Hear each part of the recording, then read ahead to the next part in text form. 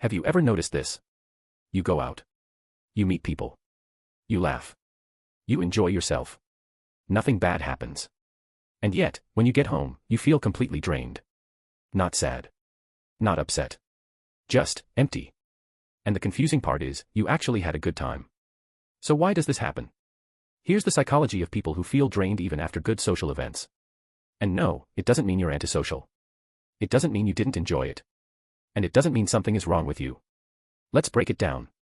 Point 1. Some minds spend more energy processing than performing. During social events, some people don't just talk. They observe. They listen closely.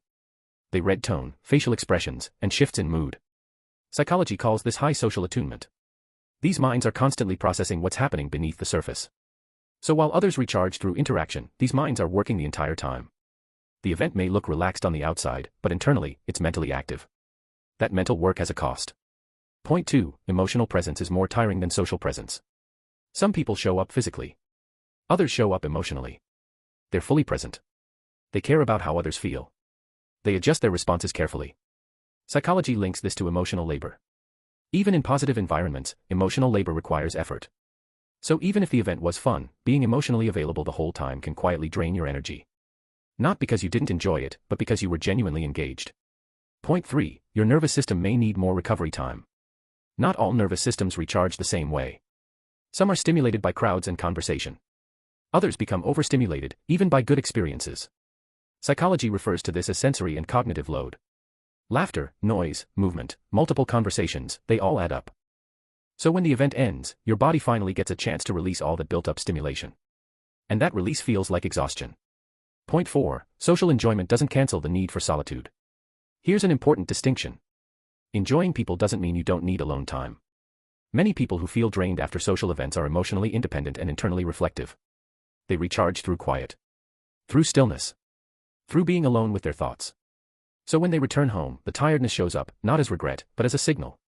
A signal that the mind needs space again. Point 5. You may process the event after it ends.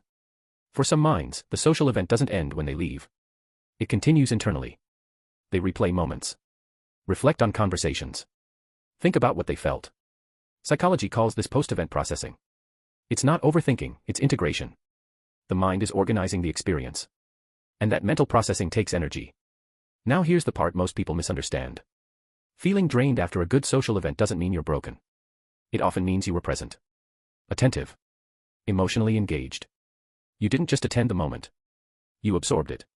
If this is you, remember this. You're not antisocial. You're not ungrateful. You're not too sensitive. Your mind simply restores itself differently. And if you know someone who always needs quiet time after socializing, they didn't hate the experience. They're just recharging in their own way. Human connection isn't one size fits all. And that's what makes it, oddly Hooman. If this video felt uncomfortably accurate, you're not alone. Subscribe to Oddly Hooman for more psychology, everyday behaviors, and quiet insights into how the human mind really works.